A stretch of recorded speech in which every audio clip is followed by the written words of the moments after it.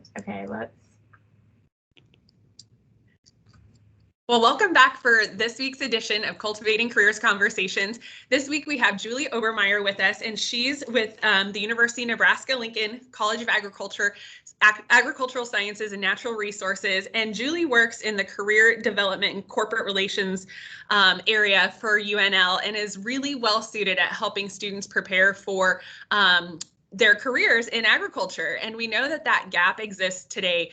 And so Julie is going to share some of the information that's going to help you on a job search strategy, because that might look differently today than even just 6 months ago. And then also some tips on resume. So thanks for joining us, Julie.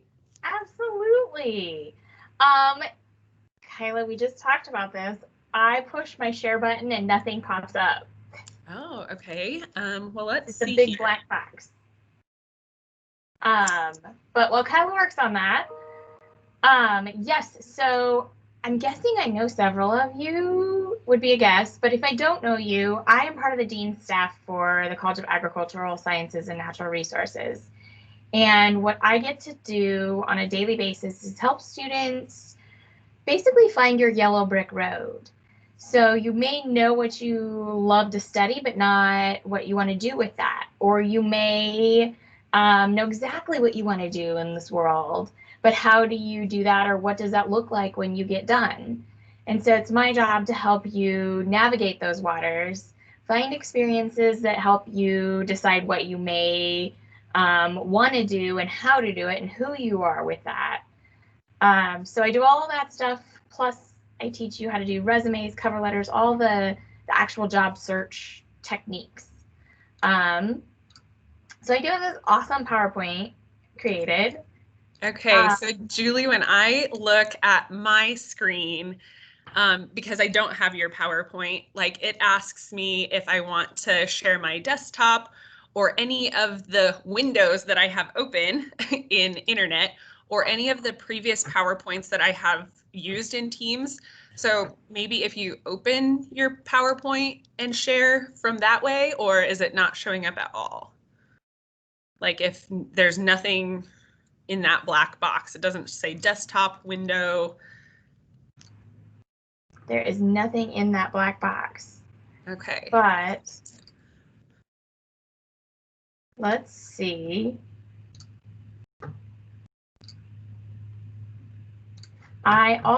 We also can do this very simply.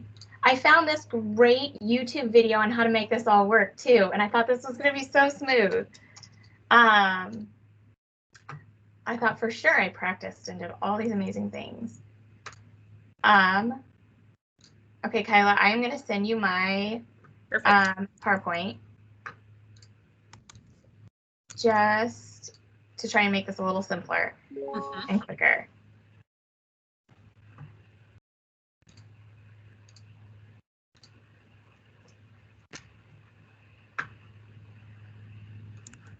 I'm guessing it's a setting that my computer has decided.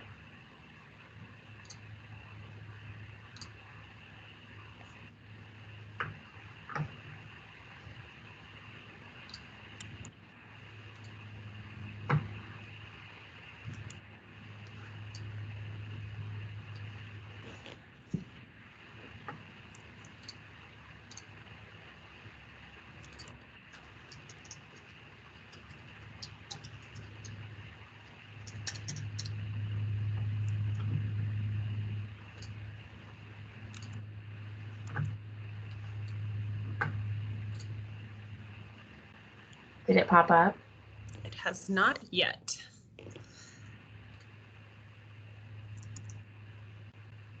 What a bummer.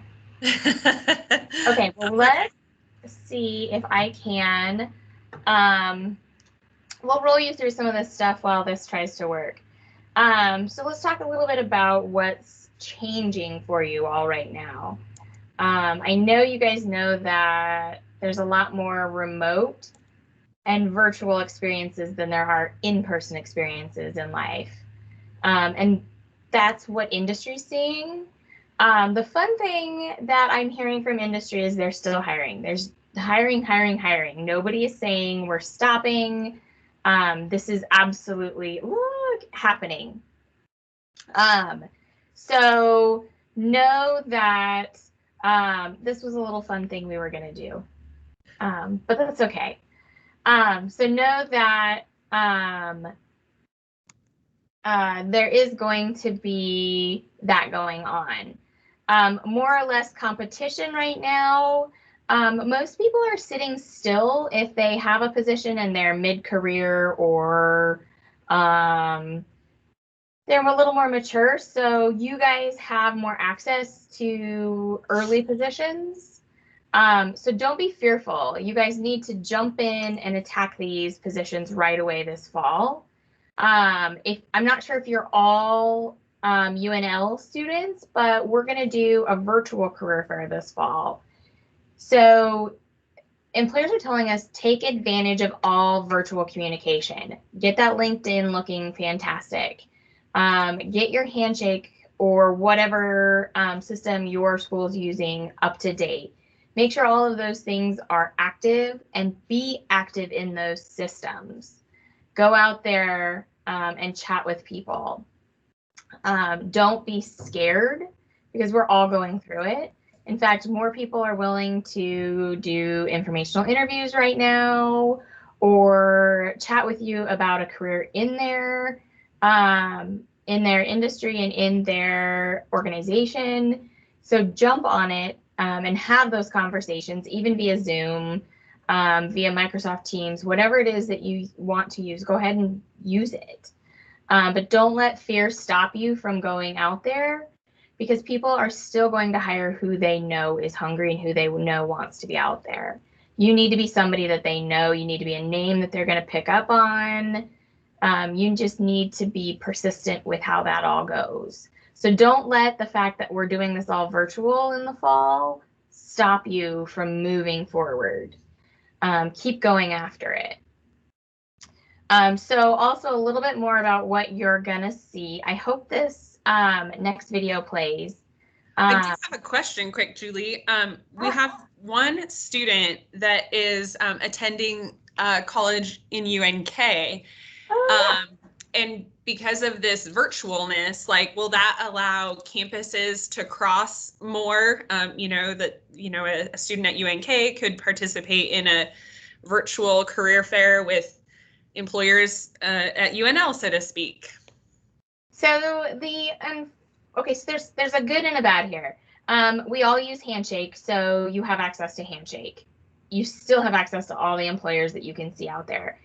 Unfortunately, because there's a limit to the number of students that we can let into the fairs, and there's a limit to the number of employers we can let in or students that we can let see employers, the crossover doesn't work. It's kind of like a back end thing. The system doesn't let you in from UNK. But if there are employers that you want information on, you can always reach out to me. If you reach out to Kyla, she can put you in touch with me. There are ways that we can connect you to those employers. Absolutely. You just maybe can't be a part of the little event that's occurring. Gotcha. So, yeah. Cool. Okay, so you ready for the next slide with a video? Let's see if we can do it. Here's the world right now. Oh, that's not the video, but that was the little fun little gift we had. Okay. Okay, here's the video. Oh, there it is. Maybe not. Yep, it should play now.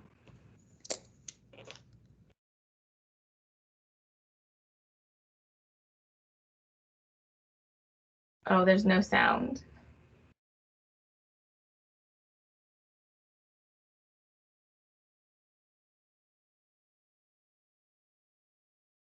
Okay, so what this video is telling you is it's an ad from Indeed.com.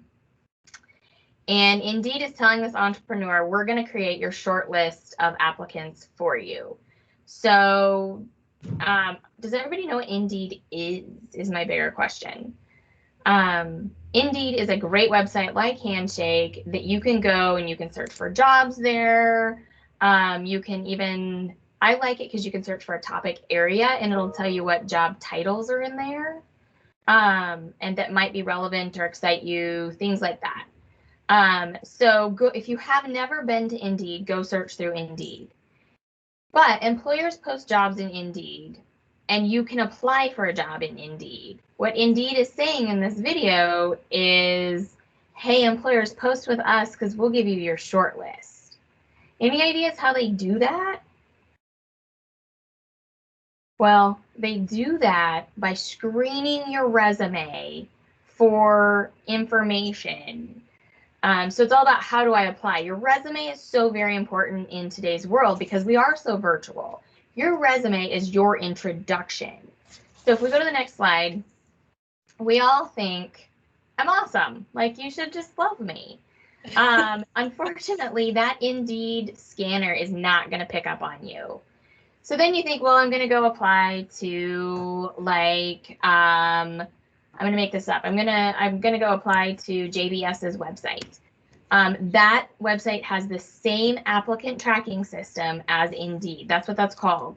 So those applicant tracking systems are scanning your resume for those pieces of the job description. So even though we know we're awesome, we can say hello in 10 languages, we can do all these really cool things, if the job description and that computer scanner doesn't pick up on that, they're not going to pick us up. So let me help you with this.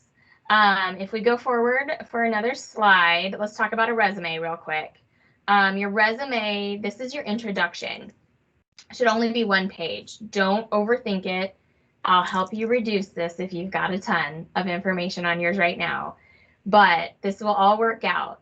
One page, make sure I can read what you are typing. So make sure your font is really easy to read. Don't go down to a 10-point font.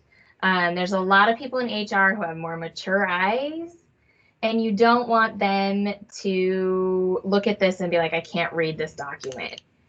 So make sure they can read the document. Don't put pictures on it. Don't put clip art. Don't get fancy. Last year, a lot of people wanted, here at UNL wanted to do columns. Don't do it. You're missing out on opportunities to include really good content. Keep this very simple. What's the first thing that you're going to put on this resume? You're going to put your education. So if we go forward, I think I have an example of your education. Oh, we're going to tell your story. How's that? If we go forward one more. Yes. Okay, we're talking about an objective statement. How many of you guys use objective statements? I do. Do you? Yes. What are you using it for, Kyla? Well, I have it as like my master template, and I just applied for nomination into a club. Okay, so that makes sense. I was really hoping no hands were raised on that one. So you use objective statements for specific moments in life, like what Kyla's doing. You most likely are not going to use an objective statement that says, I'm applying for XYZ position. We already know that, right? Like, we get what that's going for. And so it really is kind of a waste of space, because then I can't read more about what that computer needs to read, right? So my advice to you is, if you need to explain why you're applying for a position, include your objective statement. If you don't, and it's pretty obvious what you're doing, like you've got the right major or you've got the experience that is really obvious, you don't need this. You don't need this, and it's a waste of space. So keep in mind, this is a maybe moment. And yes, on your master document, you may have a little statement there. Sure.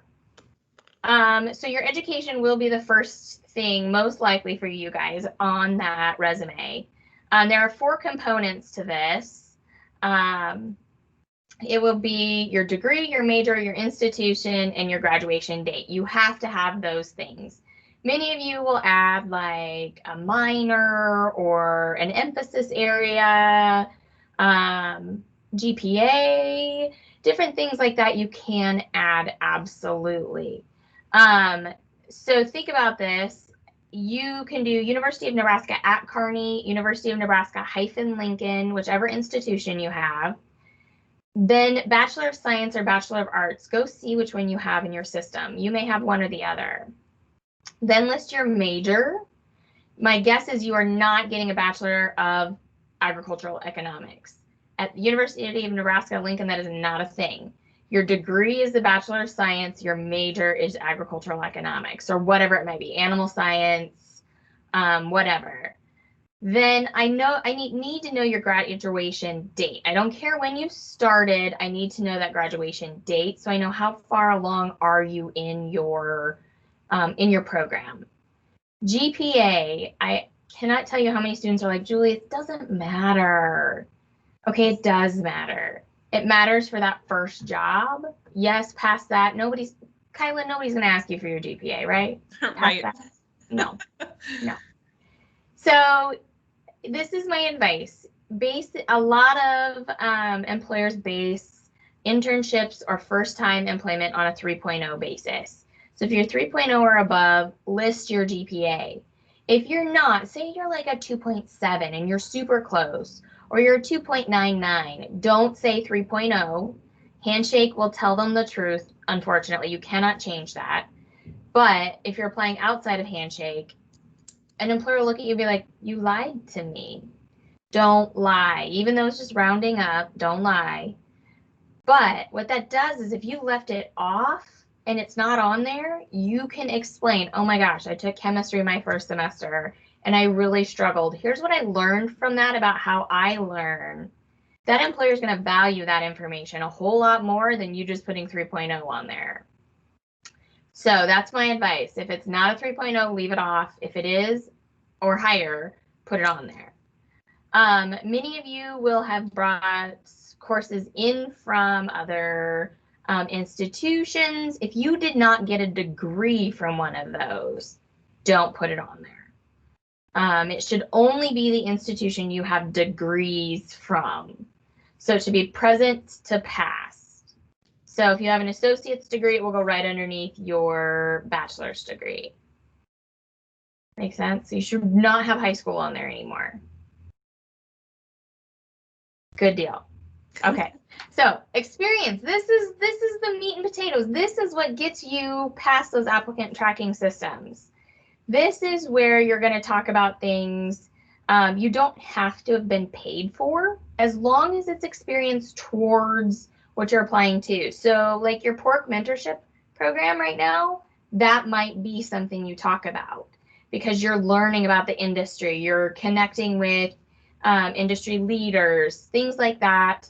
You're learning great communication skills. That might be more important than the fact that you worked at the quick shop or were a lifeguard in the summer.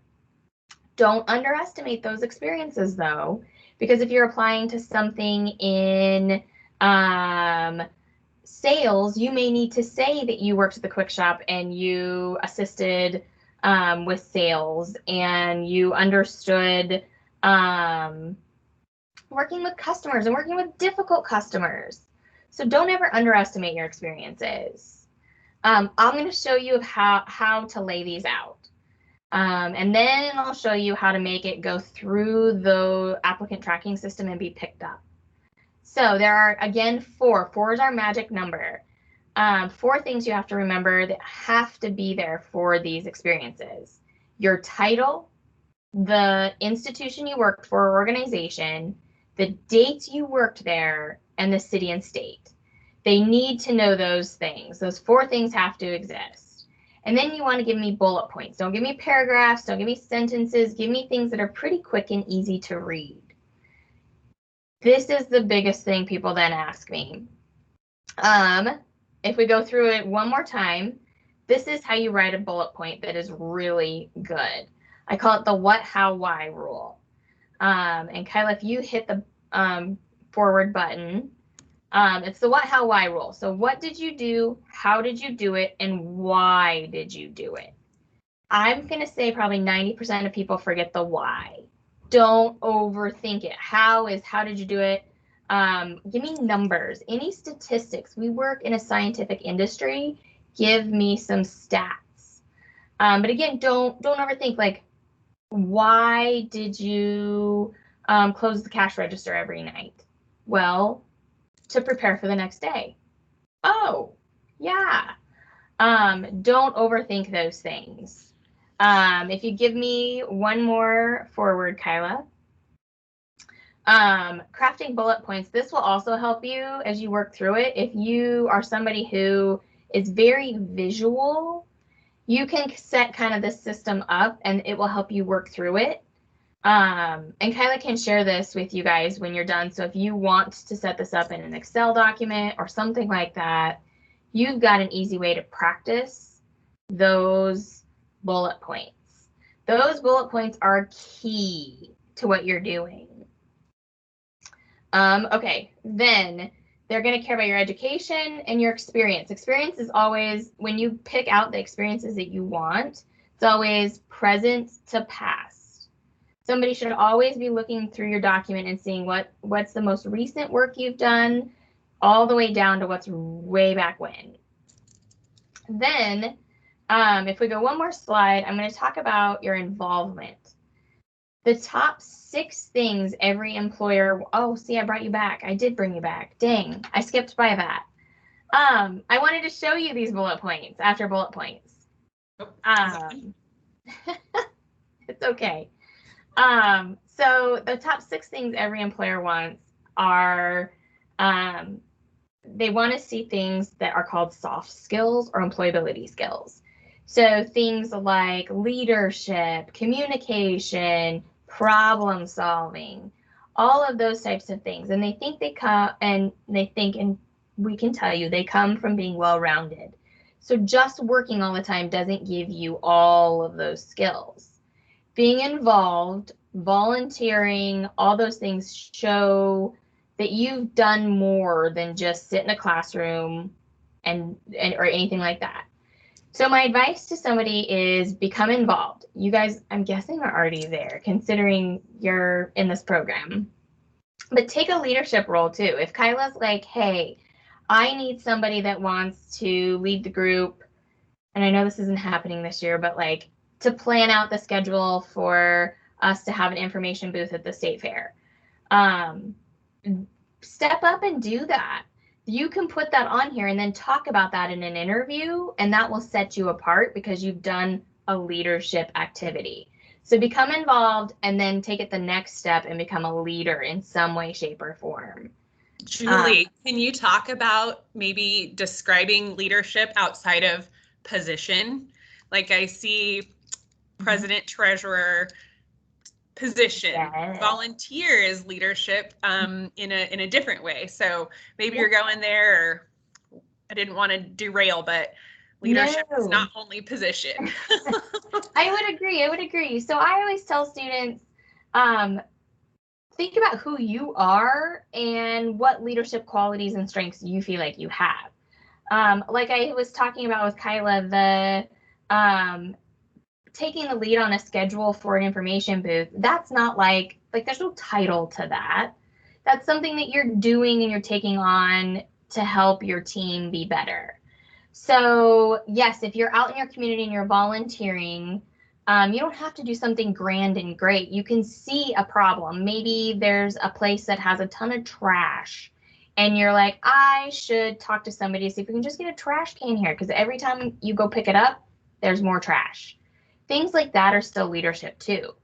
I tell people, if you're not a president or a treasurer, but you want to be a t-shirt chair, or you want to lead a small group through a discussion. There's a lot of students around here who are Bible study group leaders, or they'll go be a fitness group leader, or just smaller things. Don't feel like you have to go do grand, amazing things unless you really want to. You be you and take on that leadership piece and gain those skills, because you don't have to have a position to gain those skills by any means. Great, yes. Thank you. No worries. So our next slide talks about other things and alternative headings you can have on your resume. It's very important that your resume isn't the same as somebody next to you. I already said, I think at the beginning of this, that I had a huge surge of students who wanted to do columns on their resumes last year. This is a much easier way to help yourself stand out than creating columns, because your bullets don't get so short and you can still be descriptive. Lots of you will have AI certifications, or maybe you're going to get, all kinds of certifications. Maybe you want to add that. Computer skills. I did get done saying that the top 6 things every employer looks for are all these soft skills. Don't go create a skills section that has all of those things in it. So if you go forward one more slide, there's an example of a skills section. Make these skills what I call hard skills, like provable skills, skills that you can actually physically do. That's the best thing in here, because they're looking at your resume and they're looking at all your experiences, and they say, well, here you've already talked about communication experience. You've already talked about your leadership through this project, things like that. They don't need to know it here. Plus, you're not describing anything. It's just a word. Okay, so we've talked about resumes.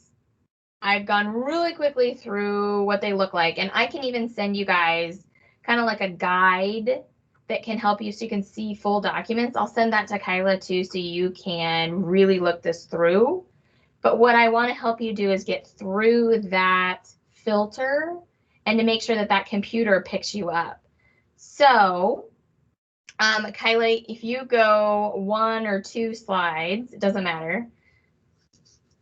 Keywords are so very important. Keywords are going to be what gets you through these filters.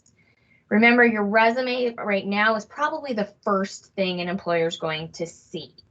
So you need to make sure that things pop off of that resume really easily, or that scanner scans through it and says, this is the candidate you need. So go through your job description. Here's an example job description for a technical sales representative. We went through and we highlighted all of the keywords, just like you would on a day-to-day basis. And if you highlight more words, there's nothing wrong with that. But these are the things you actually want to use in your resume. So keywords are phrases that you can work independently and as a team. So tell me about an instance in which you did that within one of your bullet points. So your what, how, and why. So you worked with a team of 6 to,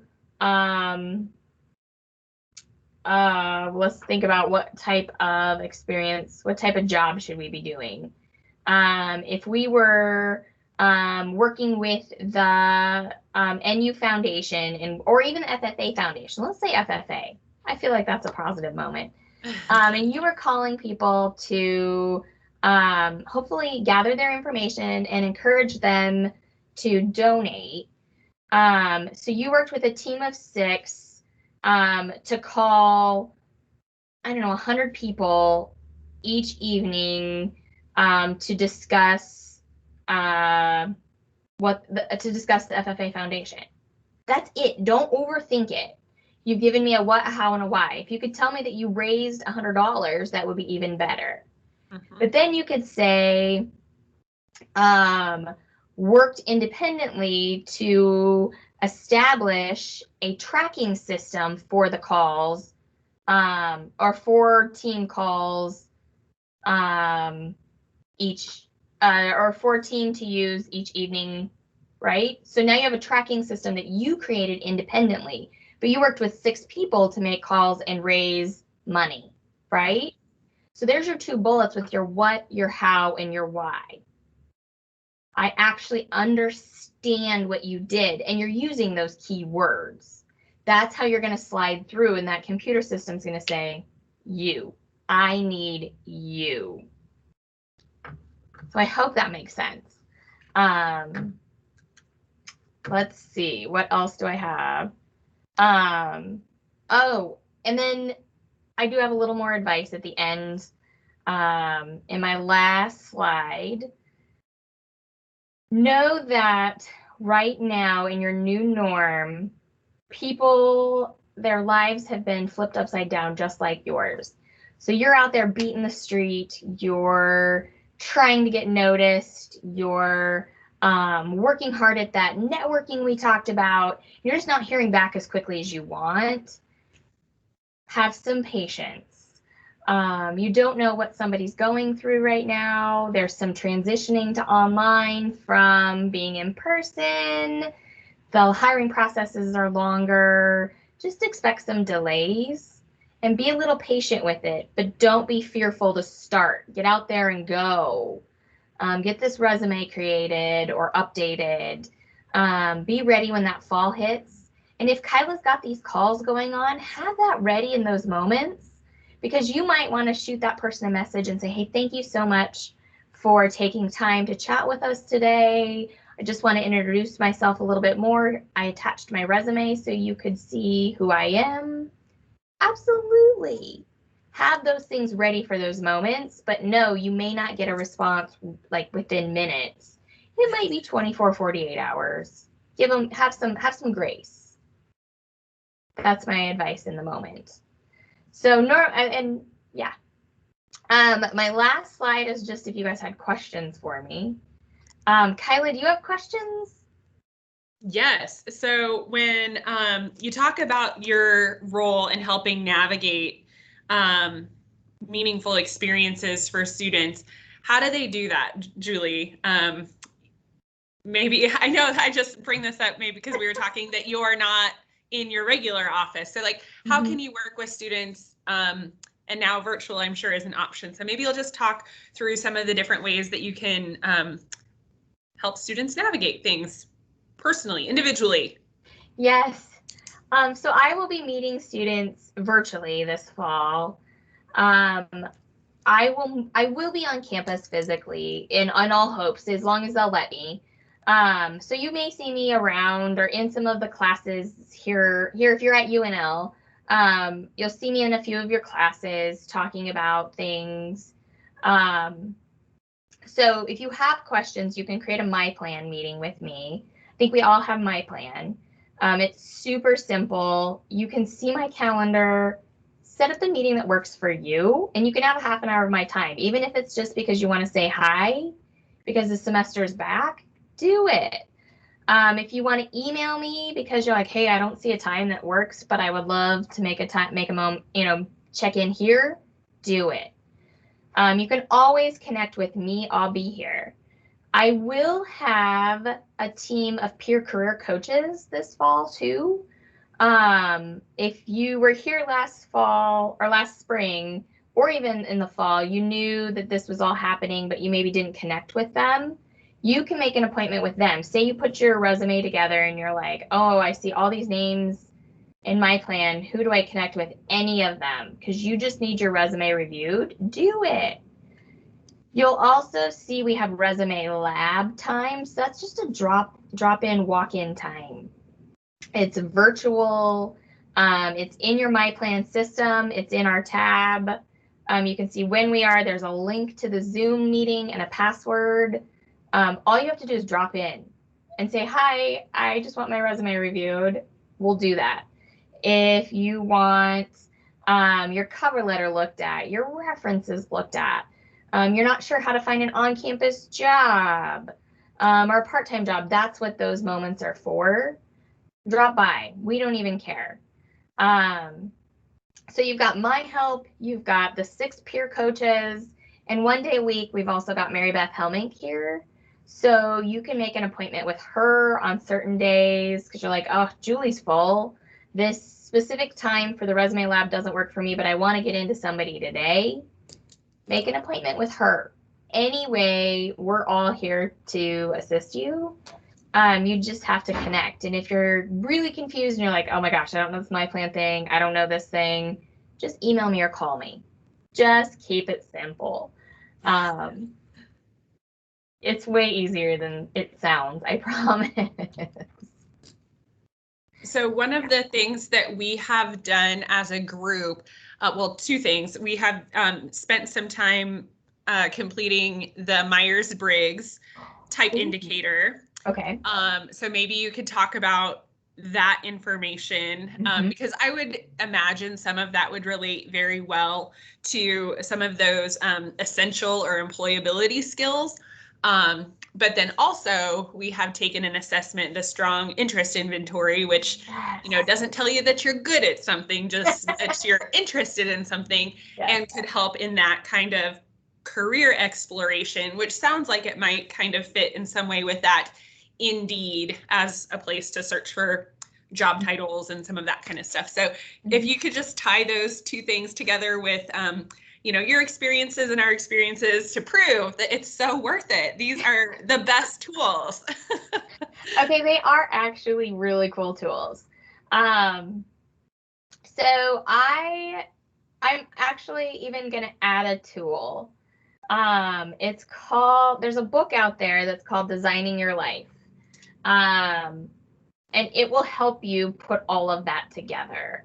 I'm actually going to teach a class on this, all podcast based, for the December session that we're going through.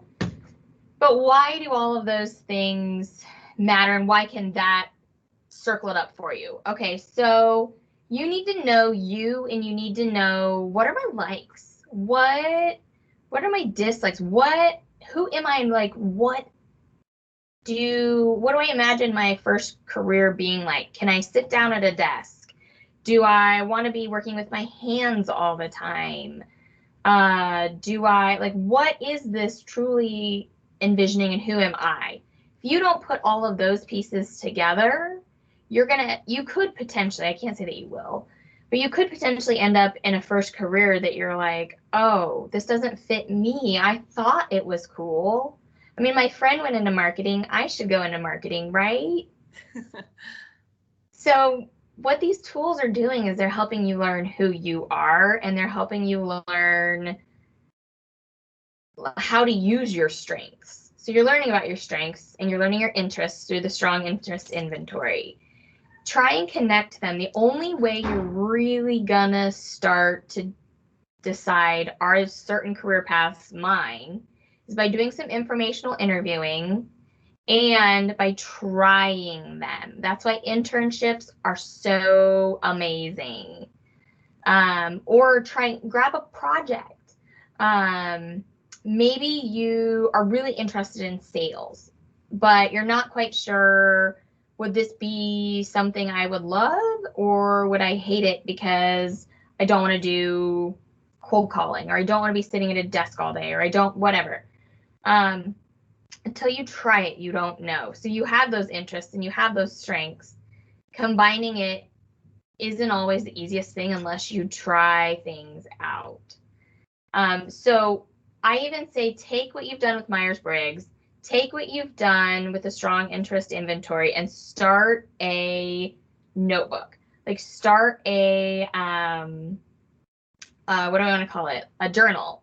And I want you to think through, what do all these things mean to me? How do I use these strengths in my day-to-day life?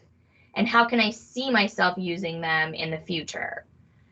Same thing with these interests. Which pieces of these interests areas really interest me? Which ones don't? Why? It might not be that actual area interested you. It's the why that you'll pull out, and you're like, oh, that actually is part of this other thing. So until you do that self-exploration, you can't get to the next step. And so that's why it's so cool that you're actually doing that right now. And Kyla's giving you this avenue. Take advantage of it. Absolutely. And that's what I do on a daily basis too. Sorry, that probably explained like what you were asking before. Yes. But yeah, so I help people work through those steps. Yeah. And so you said you're teaching a class on this, or it's a podcast. So do they have to enroll, or?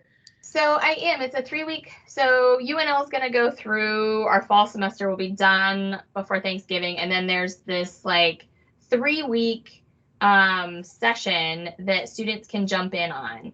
So yes, I'm going to be teaching a class called, I don't know what I'm going to call it yet. It's in the books, but it's based off of this book called Designing Your Life, that's written by 2 Yale professors. And it's on design theory, It's fantastic. It works people through thinking about who you are. So even if you know what you want to do in life, or you don't know, but you want to find it, like, this book is fantastic. I don't care what stage of life you're in, it's there. So what we're going to do is we're going to interview a lot of alum about, and we've got specific questions about how they made decisions in life to move through careers, and why did they choose things, and how did they get there, so that you can actually hear from others, how did this work? I think that adds a lot of value. So I'm not creating a ton of work for students. I'm going to make you listen to podcasts and hang out. Oh, that sounds so awesome. Yeah. So Julie, I really appreciate your time today, sharing the information and expertise that you have for our students to be prepared for, what careers could lie ahead of them. And oftentimes we talk about, this group or this age of students as the next generation, but like, they really are the generation right now. I mean, so I think that can sometimes feel like that there's pressure, but I think that with the right tools and understanding themselves, that they should fear none, because they will go bravely and boldly into the world to do great things, and we need them in agriculture, food, and natural resources. So thanks for your part in that important work. No problem. Yeah. All right. Well, we'll talk to you later, Julie. Thank you. Okay, sounds good. Bye. Bye.